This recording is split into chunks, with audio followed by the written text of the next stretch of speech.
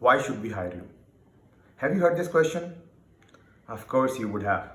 If you have ever faced any interview, this is the question mostly asked in the last of your interview.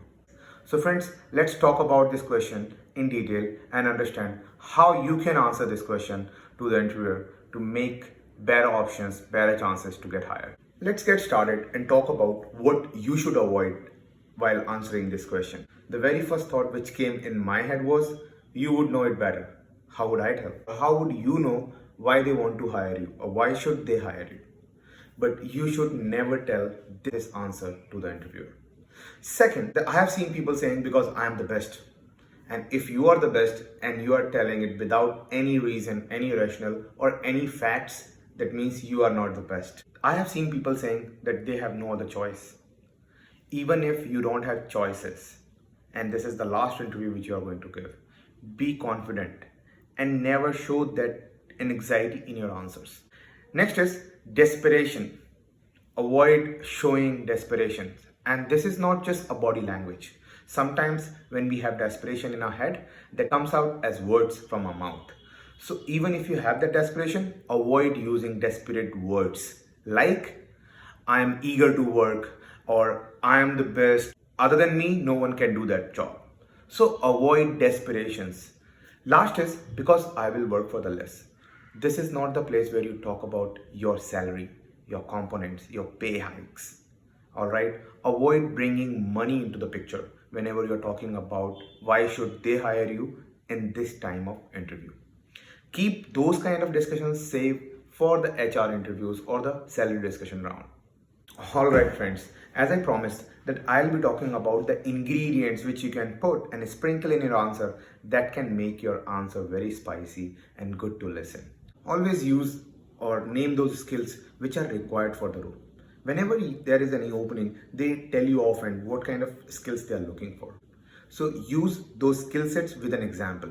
Like if I have to say that I was working on a RPA project, robotics process automation project, I would rather tell that I know RPA than I would say that I was working for a project where I did automatize the complete financial process for my client, where I used UiPath and I led the team of 20 people to deliver that project in 3 months.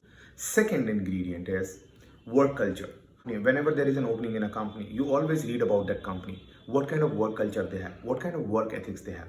Tell people that yes, you are aligned to these kind of work culture, they would like it more. Next ingredient is to let people know that you are the right fit. How can you say so? Instead of telling directly that I am the right fit, I would tell that with an example, with a story. That if let's say I'm going for a managerial role, I would rather say I have been doing managerial work since last 3 years in my previous company. I have been managing the team size of 20 to 30 people, have been delivered multiple projects, have done end-to-end implementation or something which is very relatable with examples, quantifiable examples. Next is learning attitude. Always try to show that you also have a learning attitude. You're not just a pack of skills. You are a person who is always ready to learn new things. So friends, always use these 4 ingredients while you're preparing for your answer. Skill set, work culture, right fit, and learning attitude. Alright friends, now you know the ingredients. Let's put that into a process and make the complete recipe. So friends, how do you start about giving this answer? First thing is relevant experience and exposure.